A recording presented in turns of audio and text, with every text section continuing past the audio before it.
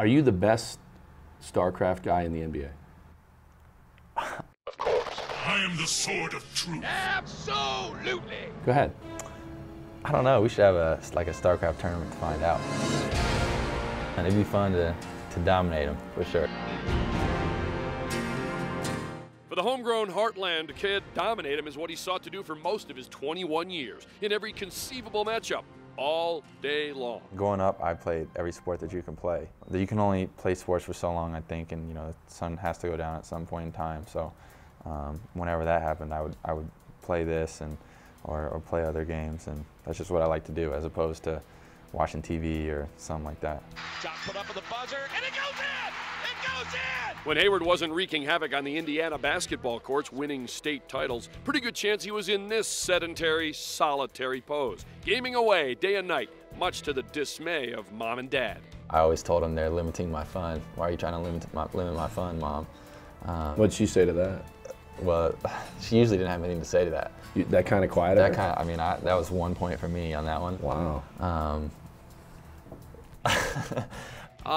Another perk of the pro life. Out of state, out of his hair. Now it's good that they're in Indiana and you're here, so there's nobody peeks I can't in. turn it off now.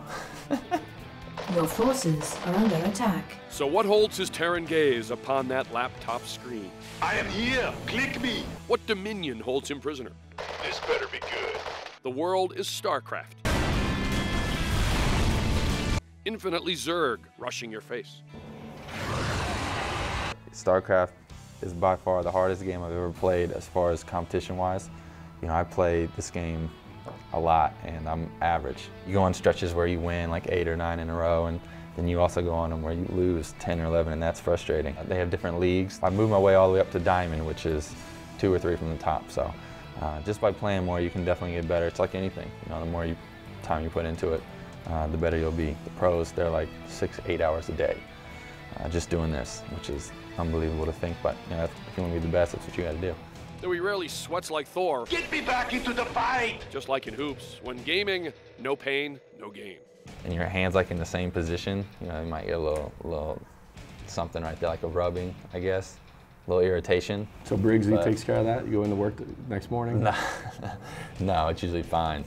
But that would be funny if I came in and told him, yeah, I was playing StarCraft last night and sprained my wrist or whatever. We ready to do this? I'm ready. All right, let's do this.